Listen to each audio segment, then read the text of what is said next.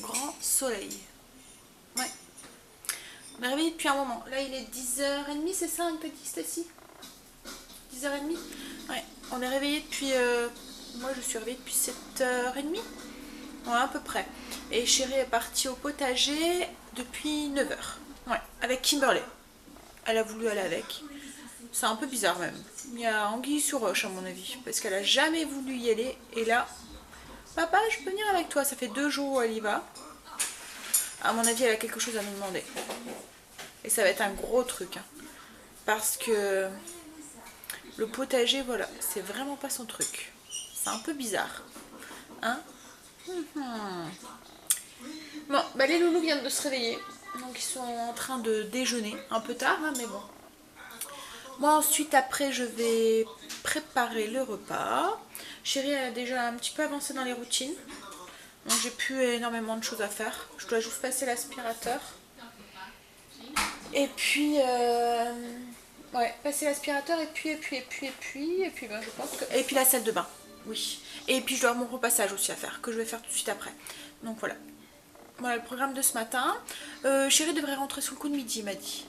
Donc on va manger. Ce midi c'est du poulet pili-pili. Je partagerai avec vous la recette. Et cet après-midi, à mon avis, ça va être un petit peu de repos en début d'après-midi. À mon avis, Chérie va devoir... voilà, il va vouloir se reposer un petit peu. Et ensuite, on va sûrement aller dans une jardinerie chercher les derniers plants de légumes qu'on a besoin pour le potager.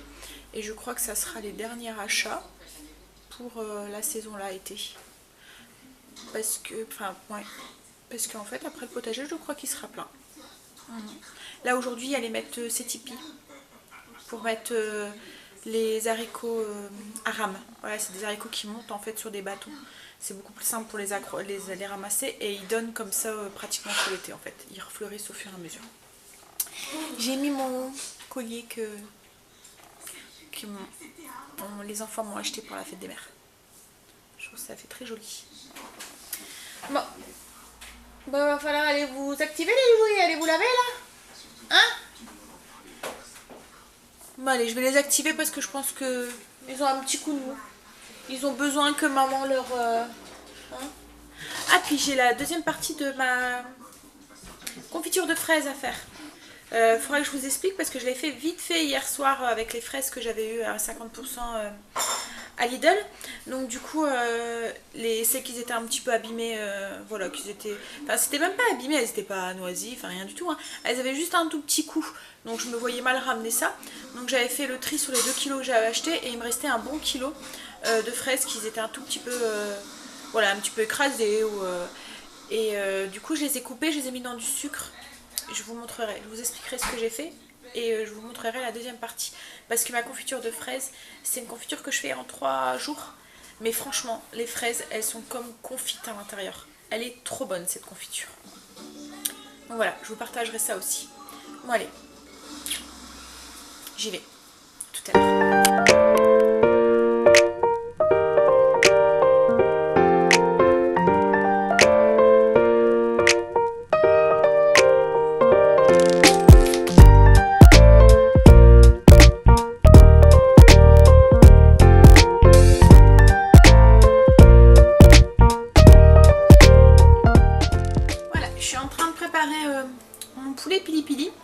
Donc j'ai préparé ma sauce et j'ai coupé mon poulet en... C'est façon crapaudine qu'on appelle ça, je vous montrerai. Et je l'ai mis sur une plaque beurrée avec... Enfin beurrée, j'ai mis mon pépiche magique avec des oignons autour. Donc voilà, le poulet en fait on le coupe. Je vais le retourner, ça sera plus simple pour vous. En fait il est... Oups, attendez, je vais... Voilà. En fait voilà, le poulet logiquement il est comme ça. Voilà, quand on l'achète. Moi, j'ai coupé tout le long jusqu'à l'os. J'ai vraiment tout coupé en laissant attacher au niveau de la carcasse. Et hop, on le retourne. Et on le pose comme ça, bien à plat, sur la plaque. J'ai mis des oignons tout autour. Et là, je vais l'enfourner pour une demi-heure, comme ça, sans rien. Juste avec un petit peu d'huile. Donc, moi, j'utilise mon pipiche, hein, comme à chaque fois. Hop là. Et voilà. Et je vais l'enfourner là, comme ça, pendant un bon... une bonne demi-heure pour qu'il soit bien, comment ça est déjà bien cuit. Et ensuite je mettrai la sauce autour. je vais vous expliquer comment je fais ma sauce. J'enfourne mon poulet et je vous explique.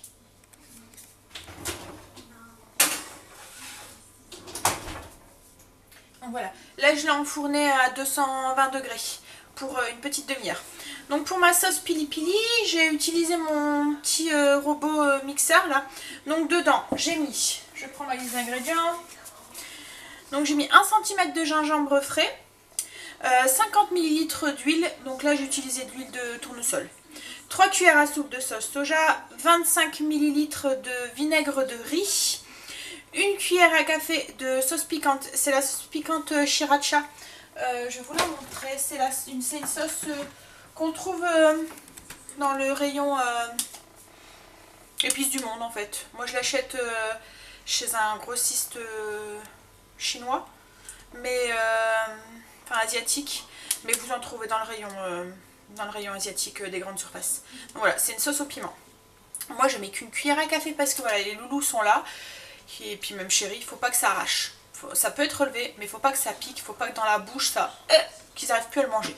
Donc voilà, donc il y a 1 cuillère à café de sauce sriracha, vous pouvez doubler, tripler, enfin voilà, vous faites en fonction de vos goûts. Si vous aimez ça très très pimenté, vous pouvez y aller. Ensuite j'ai mis l'équivalent de 5 gousses d'ail, enfin moi comme d'habitude j'utilise mon ail surgelé. 1 cuillère à café de paprika fumé, du pimento. C'est ce qui donne vraiment l'arôme à la sauce pili pili, parce qu'en fait ça donne ce goût de fumée. Alors moi je le trouve à grand frais. On en trouve à grand frais dans le rayon là où il y a les épices. Ça fait une petite boîte, je ne peux pas vous montrer la boîte parce que moi je transvide dans mon système d'épices, de rangement à épices. Mais c'est dans une petite boîte en fer avec un couvercle en métal. Une petite boîte rouge si je ne me trompe pas. Ensuite j'ai mis 1/8 de cuillère à café de piment, de flocons de piment. Donc là pareil, c'est au goût, vous mettez ce que vous voulez en fonction de ce que vous aimez. Si vous aimez ça plus pimenté, vous pouvez y aller. 1 cuillère à café d'origan séché, 2 cuillères à café de sucre, moi j'ai mis de la cassonade, un jus de citron vert, et j'ai pris le zeste aussi. Donc j'ai d'abord pris le zeste du citron vert et ensuite j'ai pris le jus du citron. J'ai tout mis dans mon petit robot, je vais peut-être récapituler les ingrédients sans blablater entre deux. Donc on y va. 50 ml d'huile, 3 cuillères à soupe de sauce soja, 1 cm de gingembre, 25 ml de vinaigre de riz, 1 cuillère à café de sauce sriracha, de la sauce piquante, 5 gousses d'ail, 1 cuillère à café de paprika fumé, 2 cuillères à café de sucre, 1/8 de piment en flocons et 1 cuillère à café d'origan séché, le zeste et le jus d'un citron vert. Donc voilà, j'ai tout mis dedans, j'ai fermé et j'ai mixé avec mon petit robot, donc ça donne ça. Donc une fois que mon poulet aura une petite demi-heure de cuisson, je vais le badigeonner avec cette sauce et je vais mettre des petites pommes de terre autour et je vais remettre au four. Voilà. Et je vais servir ça ce soir avec... Enfin non, c'est ce soir, c'est pas ce soir. Non, Sandra, c'est pas ce soir. C'est ce midi. Je vais servir ça ce midi avec des haricots verts et le flan de coco qu'on a fait hier ensemble, que je vous montrerai le résultat. Ah oui, je voulais vous dire, cette marinade, donc là je fais avec du poulet, mais elle peut très bien servir, là c'est la saison des barbecues, elle peut très bien servir aussi en marinade pour des brochettes, pour des cuisses de poulet, pour ce que vous voulez pour le barbecue. Le poulet là, j'aurais pu aussi très bien aussi le faire cuire au barbecue, comme ça directement sur la grille, coupé comme ça en façon crapaudine. C'est aussi une excellente façon, la coupe crapaudine, de cuire un poulet entier quand on n'a pas de broche. Voilà, parce que du coup il y a moins d'épaisseur avec le poulet, le fait qu'il est à plat, donc il cuit plus vite. Donc j'aurais pu très bien aussi le faire au barbecue cet après-midi, parce que voilà, chérie est occupée et tout, et moi le barbecue c'est un truc d'homme à la maison. Ouais, chérie aime bien s'occuper de son petit barbecue avec un petit verre et puis un petit apéro, mais là et voilà, après ça risque d'être la course et tout, donc voilà, ça sera au four. Bon voilà, bon bah j'ai déjà fait ça, ça y est, mon repas est prêt, mais bon il est quand même 11h15. Bon bah moi je vais m'attaquer à autre chose du coup, je vais ranger d'abord un petit peu la cuisine. Allez, à tout à l'heure.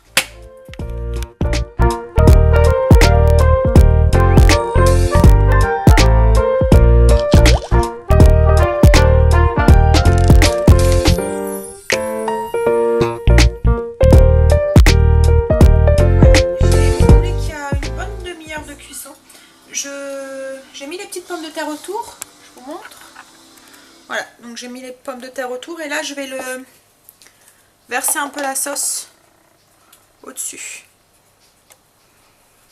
Je le verse comme ça avec une cuillère et puis je vais le badigeonner après avec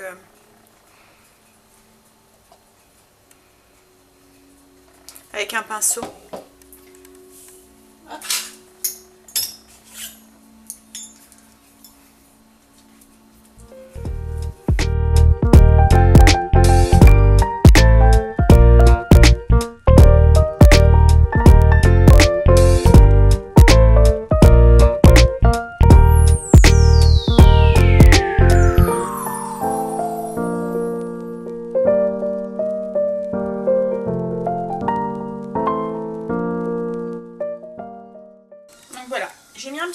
Partout sur les pommes de terre et tout, il m'en reste dedans, je le rebadigeonnerai dans un quart d'heure, 20 minutes, mais là il est déjà pratiquement cuit, hein. Ça s'enfonce tout seul, mais c'est vrai que le fait de le couper comme ça en crapaudine, on gagne un temps de cuisson phénoménal aussi.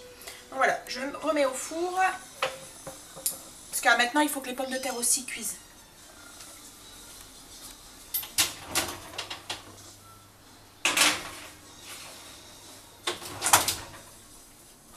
Voilà, c'est enfourné. L'odeur qu'il y a dans la maison, rien que le fait de mettre la marinade, on a tous les arômes des épices et tout qui remonte. Ça sent trop bon. Bon, ben voilà, moi je vais continuer à boire mon café, parce que j'étais sur le PC là, en train de boire un petit café. Et travailler un petit peu. Allez, à tout à l'heure.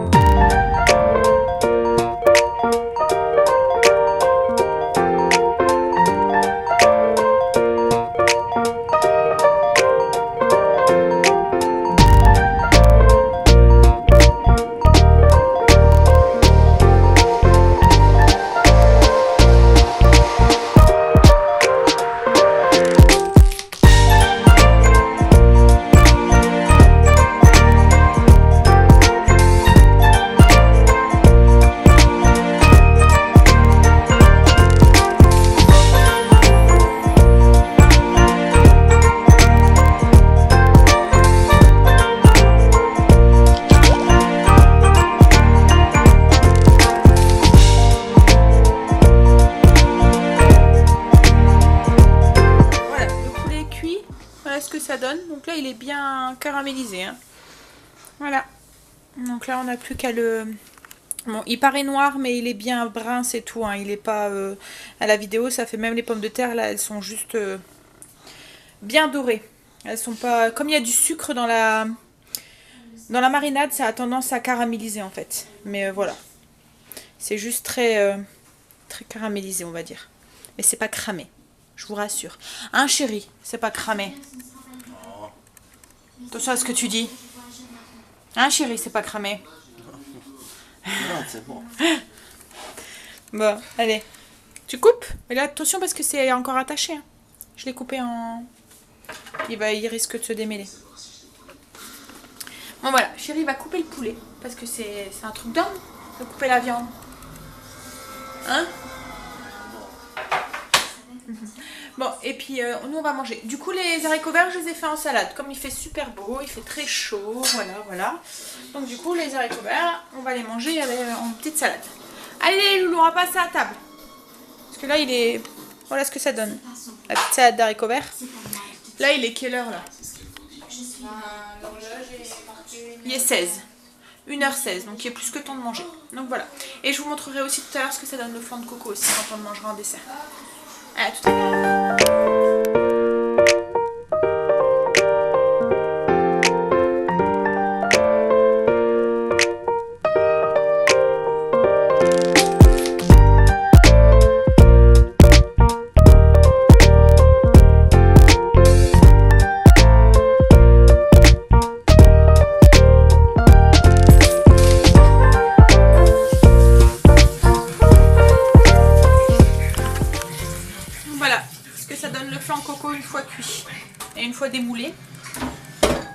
Là, je vais encore une fois être à contre-jour. Voilà. Je vais devoir marcher en marche arrière comme ça. Moi, je l'ai servi avec un fruit de la passion. Mais vous pouvez le servir aussi avec un coulis de fruits rouges ou même tel quel. Hein. Voilà. Comme j'avais des fruits de la passion, j'ai mis des fruits de la passion et coco passion, ça va très bien ensemble. Mais avec des fruits rouges, de la framboise ou autre chose, c'est très bien aussi. Il est 3 heures. Je vais vous expliquer ma confiture, comment j'ai fait. Je vais faire du coup la deuxième partie. Comme je vous ai dit ce matin, c'est une confiture que je fais en 3 parties. Donc le premier jour, je prends mes fraises, je les coupe et je les mets dans un saladier. Donc là j'ai 1 kg de fraises que j'ai coupées juste en 2. Je les ai équeutées, je les ai coupées en 2. J'ai mis 100 g d'eau, le jus d'un demi-citron, oui, et puis 900 g de sucre. Et j'ai mis un film et j'ai mis au frigo. Voilà, pour la nuit. Donc voilà ce que ça donne. Une fois la nuit passée, donc en fait tout le jus, les fraises, elles ont rendu tout leur liquide. Voilà. Et le sucre a bien fondu et tout. Donc en fait c'est comme si que les fraises se retrouvaient dans un sirop. Là, maintenant, ce que je vais faire, c'est que je vais tout verser dans une marmite et je vais porter à ébullition. Voilà. Une fois que c'est à ébullition, j'éteins, je remets dans le saladier, je mets un film et je remets au frigo. Et demain, je vais finir ma confiture. En fait, cette façon de faire permet d'avoir une confiture avec des morceaux de fraises qui sont comme confites à l'intérieur. Franchement, ça change tout à la confiture. Le goût des fraises et tout, enfin voilà, elle est vraiment très très bonne. Essayez et voilà, vous me direz. Donc là du coup je verse tout dans ma petite marmite et je vais porter à ébullition. Et ensuite j'arrête et je remets dedans.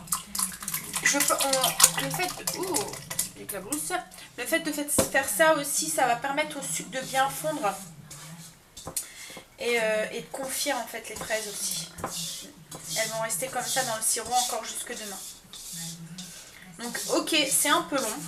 Parce que c'est une confiture du coup qui se fait sur 3 jours. Mais voilà, les 3 jours, vous avez quoi, 5 minutes de travail. Hein. Hier, j'en ai eu pour 5 minutes pour couper les fraises. Là, je vais en avoir pour 5 minutes pour reporter à ébullition. Et demain, ce sera un petit peu plus long parce que là, je mettrai en beaucoup et tout. Mais bon, je vous montrerai ça demain. Il va falloir me suivre demain pour avoir le reste de la recette. Allez, je fais ça tout à l'heure. Bon, voilà, premier bouillon, hop, j'arrête. Et je vais laisser un petit peu refroidir comme ça. Je vais retransvider dans le saladier. Mettre un film et le remettre au frigo jusqu'à demain. Voilà. L'odeur dans la maison. Ça sent trop bon. Oui. Bon, moi je vais voir si chérie veut partir maintenant ou attendre encore un petit peu. Là il est en train de regarder la télé. Il regarde La Casa del Papel. Ouais, c'est ça, sur Netflix. Bon allez, je vais aller voir. Salut!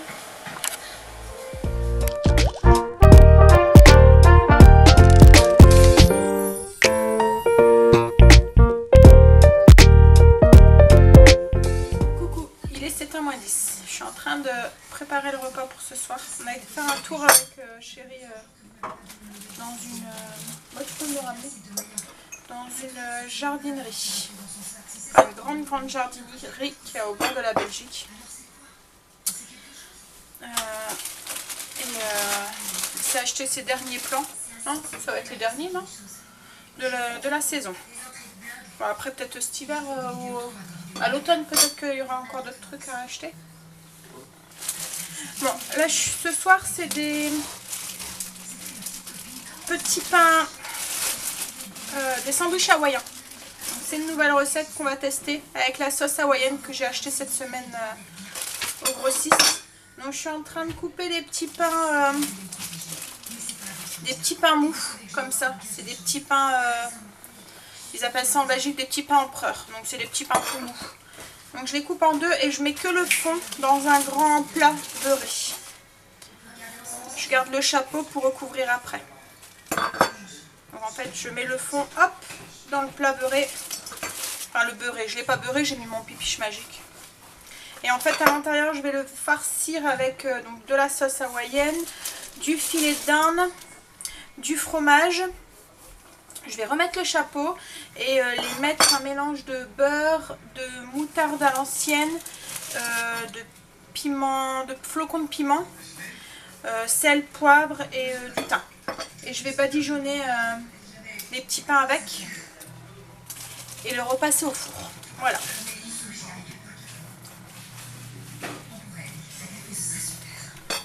Donc chérie s'est acheté des poirées ou des côtes de blettes. Enfin nous on appelle ça des côtes de blettes, mais c'est des poirées.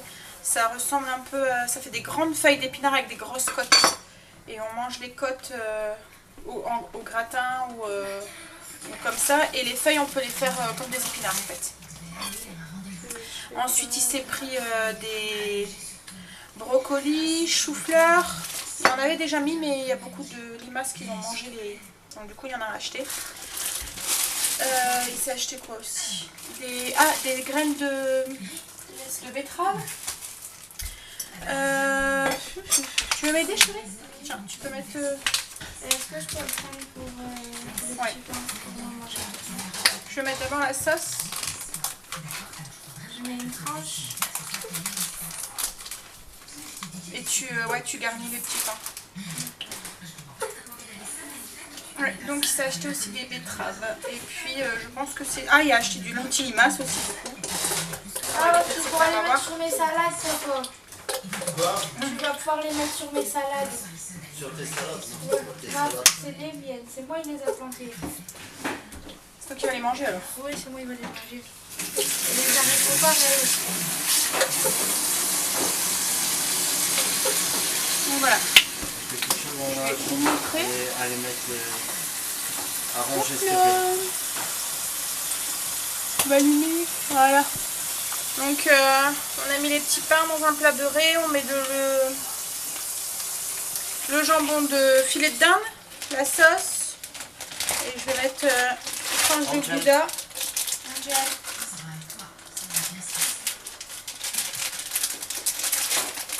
Papa il t'appelle.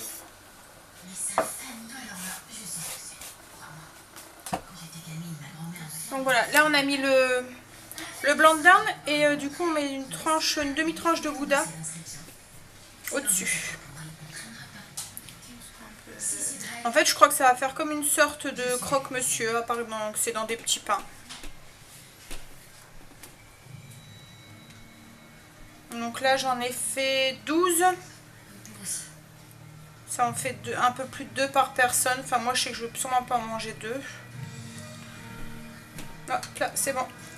Ah bah tu peux mettre. Tiens, bah, tu peux remettre les chapeaux. Oui. Moi je vais mélanger donc le beurre fondu avec hop. Je vais mettre une grosse cuillère à café de moutarde. Je vais aller chercher le sel, le poivre.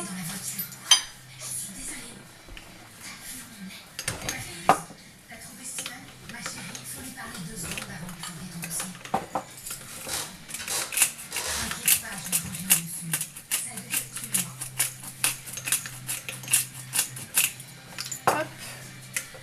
On va mettre... Hop. Tiens, prends le pinceau, va chérie. Je vais mettre une cuillère à café d'ail en poudre. Une cuillère à café de thym.